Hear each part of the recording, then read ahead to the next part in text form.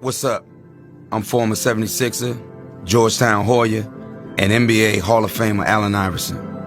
You might know me as The Answer or AI, but my friends call me Chuck.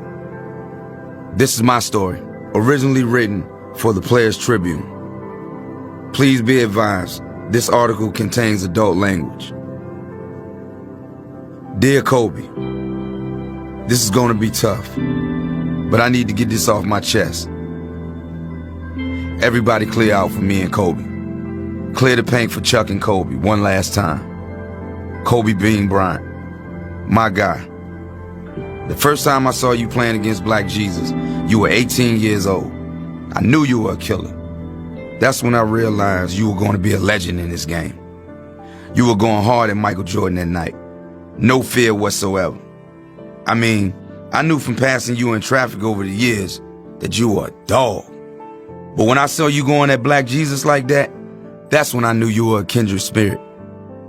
We might have grown up in different circumstances, but when I saw you on the court and how hard you were going, I knew we were raised with the same mentality. I wasn't tall, but in my mind, I was gonna be a giant out there every single night. You were 6'6" and could score in your sleep. But that wasn't even enough. You was trying to be the best that ever did it. Everybody say they want to be that, but not everybody is willing to sacrifice what it really takes to do it. Remember when I came to LA the first time our rookie year? You picked me up at the hotel and we went out to get something to eat. And you asked me what I was doing later. I said I was going to the club. I mean, we're in LA. I'm going to the club. Kobe, come on, man. And what you say? I'm going back to the gym.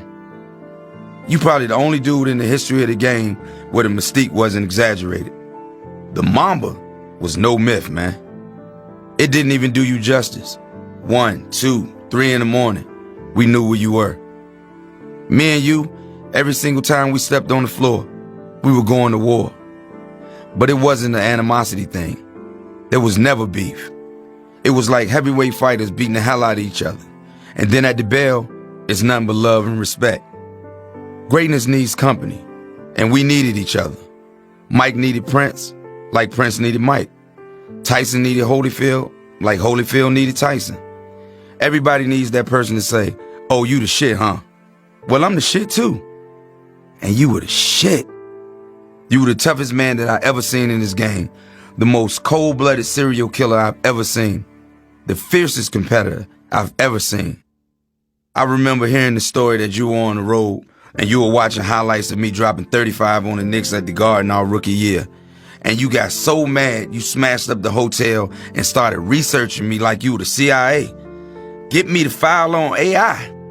I bet it was like that. Studying how great white sharks hunt down seals in the Pacific Ocean and whatnot. What I love about that story is the truth. That was just our relationship. Two dudes pushing each other to greatness. The next time you came through Philly, you were all up in my shit. There was no half-stepping. Every first step, I had to go 100. You were 6'6", and it was like you wanted to guard me. You wanted the challenge. You wanted to show me that you were the baddest motherfucker to ever play the game. And I ain't want no part of Kobe on the other end. Man, hell no. I ain't stopping you. Ain't nobody stopping you. You were Kobe. And you were gonna do whatever you wanted to do out there. Because you were a sniper, an assassin, a cold-blooded killer. And now I'm talking about you in the past tense. And I still get emotional about it. It still don't seem real. You were my guy. The 2001 finals, we were going at each other like fighters. Not on some beef or hatred. That's what some people could never understand.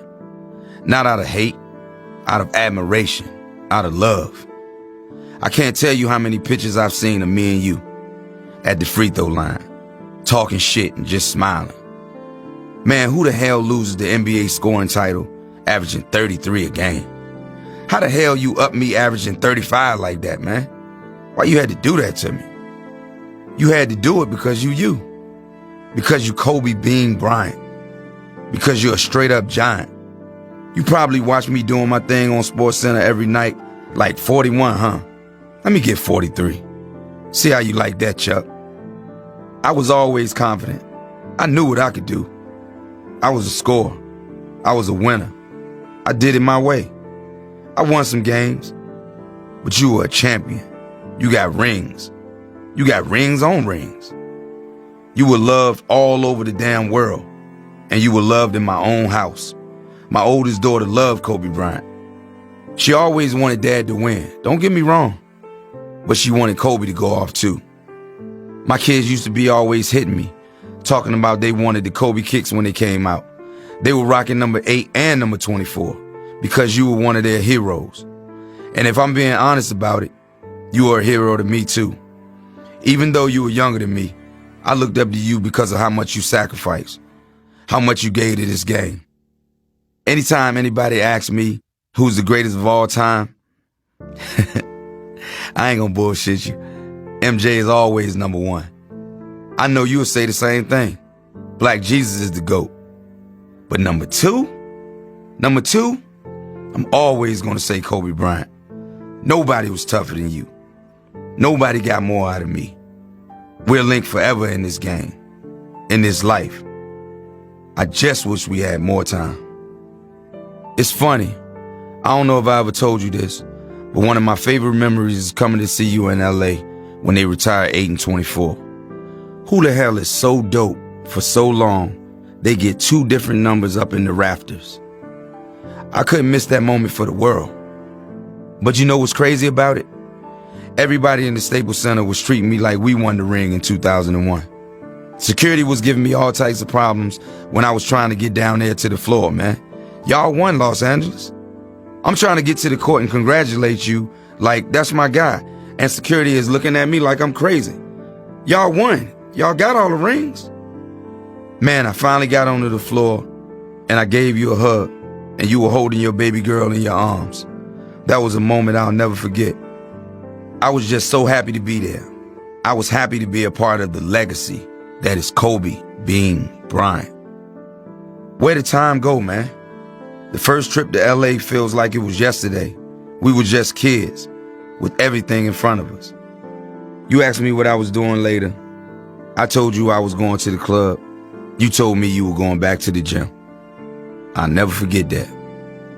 You're not here on this earth anymore, but you're not going either. You just say the name Kobe Bryant, and all the memories come back in a split second. I can see you pointing your finger up in the air, walking off the court after you dropped 81 on Toronto. I can see you jumping in the air just like Mike after you won the title. I can see you standing there next to me at the free throw line, smiling, not even saying anything, just looking at me like it's on, Chuck. Those memories ain't going nowhere. And yeah, we're gonna cry. We're still gonna cry sometimes when we remember that you really gone. But we're gonna smile like a motherfucker every time we think of the memories. I don't really know how I'm supposed to close out a letter like this. I don't really know how to say goodbye to an NBA legend, a father, a husband, a friend. I don't really have the words. All I know is, love you, bruh. Sincerely, Chuck.